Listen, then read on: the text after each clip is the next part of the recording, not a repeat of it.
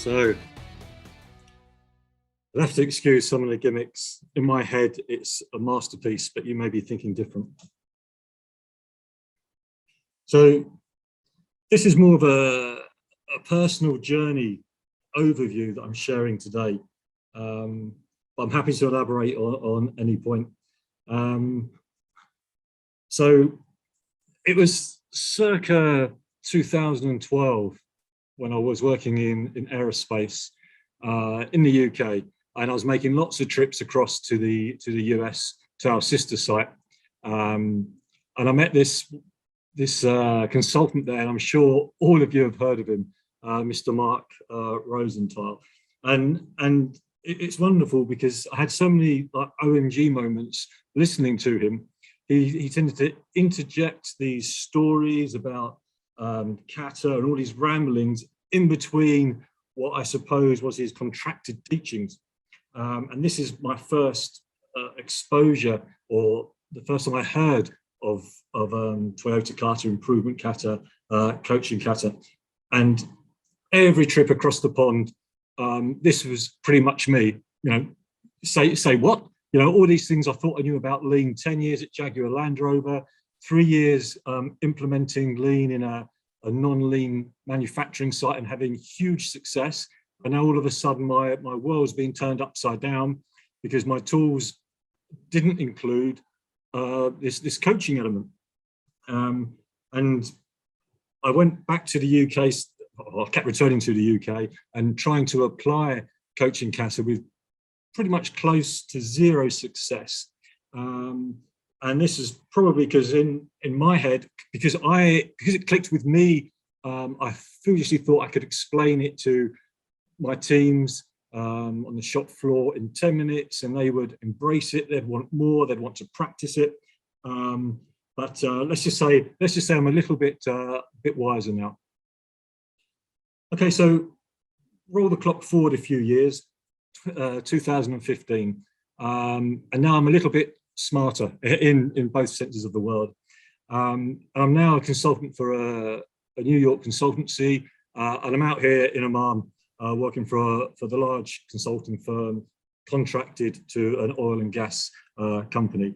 And my whole remit was to coach. That was my job title, not CI manager or lean manager, but coach. And not only that, my purpose was to coach other coaches so that in due course they could replace me. So like, hallelujah, what an opportunity. And so I borrowed from Mike Rother's open source material, his web pages, and I deployed the Kata in a small area of the business. And it went well. It did go well, went very well. So well, in fact, that I was benched and redeployed to Sweden. Now, when I say it went well, this is probably a naivety on my part of understanding the consultancy model.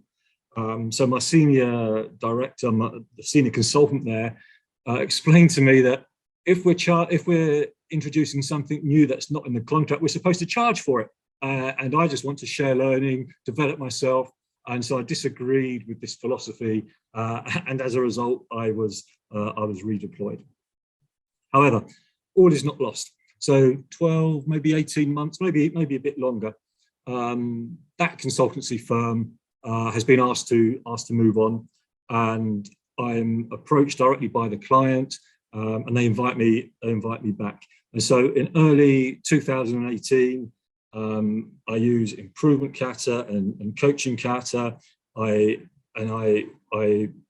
propose it to the business, and it starts to get deployed across the business. And I go live. I get the green light in May 2018. And so these are some of my learnings that I've taken from this deployment. Generally speaking, the deployment was a success. We went from doing tool-based training, I think, to focusing on coaching, and that was the big element that was missing for me in their program. And it's still going on today, so it is successful. But to me, it's okay. It's certainly not great, and it could be a lot better. But with hindsight, for sure, we could improve.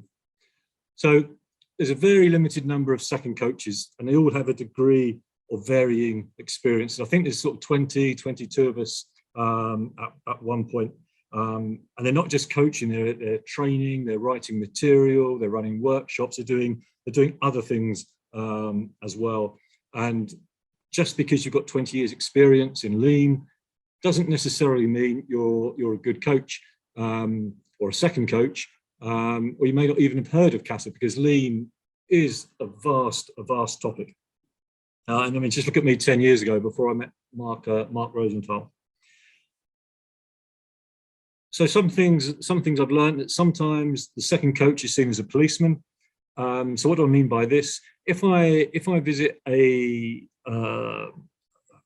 lean manager regularly and I'm attending all his coaching cycles, he gets a little bit paranoid with me coaching him, even though I'm giving him positive feedback. I am seen as a bit of an auditor. And at the other end of the scale, if I don't go often enough, or if I chance across a coaching cycle, and they've been going on without my knowledge, or I can't be in two places at once, instead of observing a coaching cycle, I become a disruption, not deliberately so, because instead of a coaching cycle, it becomes a show and tell, and they want to tell me what they've been doing over the last 3 weeks, 6 weeks, 10 weeks, and then the coaching cycle doesn't really happen, or at least I don't observe it in its natural state. So this is probably a big learning as well, or an observation. Daily practice doesn't happen. We're deployed a mile wide and an inch deep. We just spread too thin, too fast, and as a result, we're just chasing the numbers of the number of coaches or managers that we're qualifying in coaching Kata. Where an environment for practice has been created, it works well. So specifically in projects, around teams' visual management boards, it works. So essentially where the team have bought in, they own the KPI, they have passion about it, it works. When that's not there, then the coaching, generally speaking, doesn't happen, and it fades away. Sort of covered those.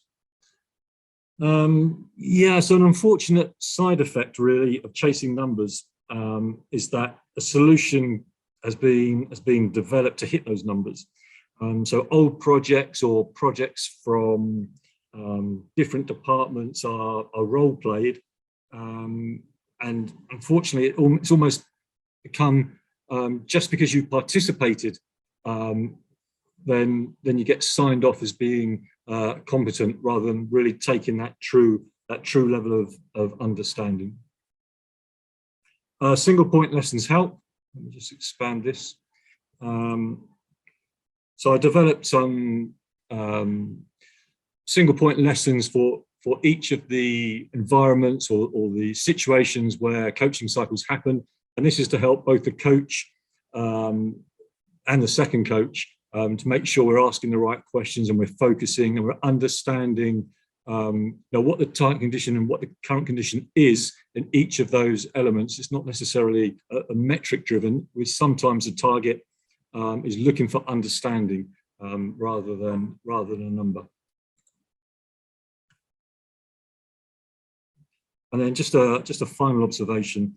There's a huge spectrum of capability in middle leadership, both in intellect and motivation and commitment, and senior leadership are key. So when my engineering director uses his 5-question card, his next line down, take note, and they copy.